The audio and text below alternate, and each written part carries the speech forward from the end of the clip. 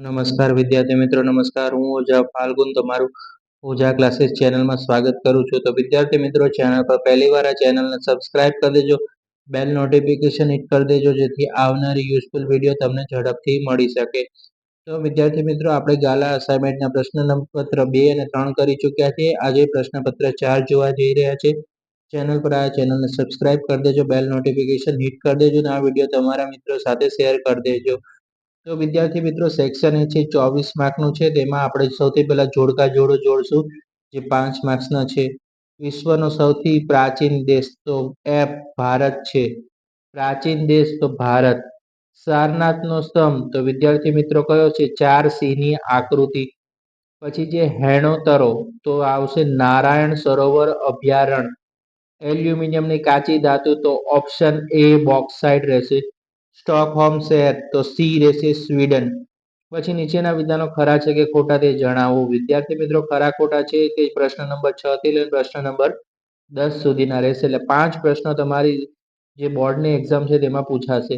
ધોળાવીરા નગર આયોજનની દ્રષ્ટિ શ્રેષ્ઠ નગર હતું. આ વિધાન ખોટું છે. કવિ કંબલે તમિલ ભાષામાં રામાયણની રચના કરી હતી. આ વિધાન સાચું છે. વુલમાર્ક માર્કો સોનાના દાગીના પર લગાડવામાં આવે છે. આ વિધાન કેવું છે? ખોટું છે. નાઇજર એ સૌથી નિમ્ન માનવ વિકાસ આંક ધરાવતો દેશ છે. તો આ વિધાન કેવું છે વિદ્યાર્થી મિત્રો? સાચું છે, કારણ કે નાઇજીરિયા છે તે નીચો માનવ વિકાસ ધરાવે છે. આતંકવાદના પરિણામે સમાજના લોકોનો એકબીજા પર વિશ્વાસ વધતો જાય છે. આ વિધાન ખોટું છે. આતંકવાદથી લોકોને શું લાગે છે? ભય અને ડર ઉત્પન્ન કરે છે. તો આ વિધાન કેવું હોય છે? ખોટું છે. ખાલી જગ્યા પૂરો. ભારત એક દેશ છે. બિન સાંપ્રદાયિક, સાંપ્રદાયિક કે સાંસ્કૃતિક? તો ભારતનો સાચો જવાબ આવશે 11મી ખાલી જગ્યામાં બિન સાંપ્રદાયિક દેશ છે. રાષ્ટ્રીય સંગ્રહાલય ક્યાં ખાલી જગ્યામાં આવેલું છે? તો જવાબ આવશે નવી દિલ્હી. રાષ્ટ્રીય સંગ્રહાલય નવી દિલ્હીમાં આવેલું છે. પૃથ્વી પરનો જળ સંસાધનનો મૂળ સ્ત્રોત કયો છે? તો વૃષ્ટિ. બરાબર, વૃષ્ટિ છે પૃથ્વી જળ સંસાધનનો મુખ્ય સ્ત્રોત છે. ઉકાઈ 14મી ખાલી જગ્યા મોસ્ટ આઈએમપી. ઉકાઈ અને કાકરાપાર યોજના ખાલી જગ્યા નદી પર આવેલી છે. તો 14માનો જવાબ આવશે તાપી.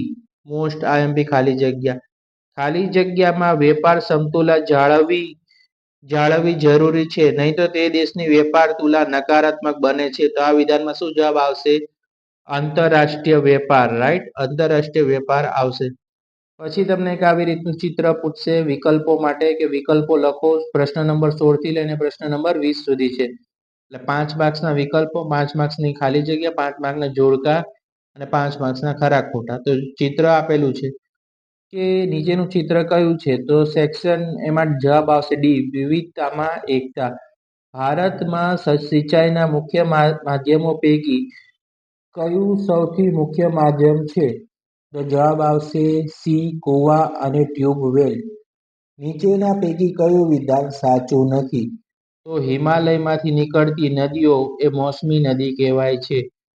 19મું, આર્થિક વિકાસ કોને કહેવાય છે? આ લોકોના જીવન ધોરણમાં સુધારા થાય તેને આર્થિક વિકાસ કહેશું. મોસ્ટ આઈએમપી પ્રશ્ન નંબર 17, પ્રશ્ન નંબર 19 110% પૂછાશે. નેક્સ્ટ ક્વેશ્ચન પણ મોસ્ટ આઈએમપી 7 સ્ટાર ક્વેશ્ચન.